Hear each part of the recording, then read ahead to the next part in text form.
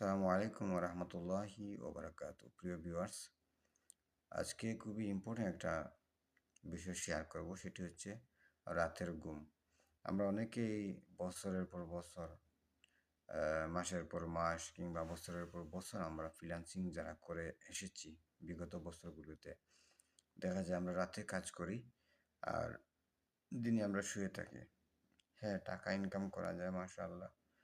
একটু কম হোক বেশি হোক টাকা ইনকাম করা যায়, সেটা সত্য।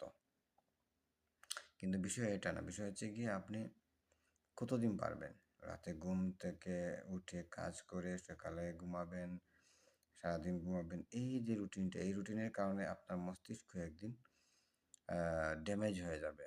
দেখবেন আপনার মস্তিষ্কে আর কাজ করতেছে না। দিন দিন সেটা আপনি উপলব্ধি করতে পারবেন। আমি যখন বছরের মাসের পর মাস, বছরের পর বছর আমি যখন এই কাজগুলা করতাম, তখন আমাকে অনেকেই পরামর্শ দিতেন, বিশেষ করে আলেম সমাজ যারা ইসলাম বুঝেন, ইসলাম মানেন, তারা আমাকে এটার উপর বলতেন যে, ভাই দেখো, এই রাতের কাজগুলো ছেড়ে দাও। ইভেন আমার মনে আছে আমাদের মহানগরীর আমির সাহেব, সিলেট মহানগরীর ফখরুল ভাই, জনাব ফখরুল ভাই, উনিও একদিন আমাকে বলেছিলেন, জাহাঙ্গীর, রাতের যে কাজগুলো এগুলো ছেড়ে দাও, এগুলো ভালো না। তো লোভ বলবো না, এটা আসলে জীবিকার কারণে আমরা যারা রাতে কাজ করি, আমাদের কিন্তু একটা সময় এসে অসুস্থতা আমাদের পিছু ছাড়ে না। দেখা যাবে আপনার হরমোনাল প্রবলেম দেখা দিয়েছে, দেখা যাবে আপনি ভুলে যাচ্ছেন, আপনি চিন্তা শক্তি আপনার লোপ পাচ্ছে, দেখা যেতে পারে আপনি হঠাৎ রাগান্বিত হয়ে যাচ্ছেন, আপনার রুচিতে সমস্যা হবে, অনেক কিছু। সুতরাং রাতের ঘুমটা খুবই ইম্পর্টেন্ট।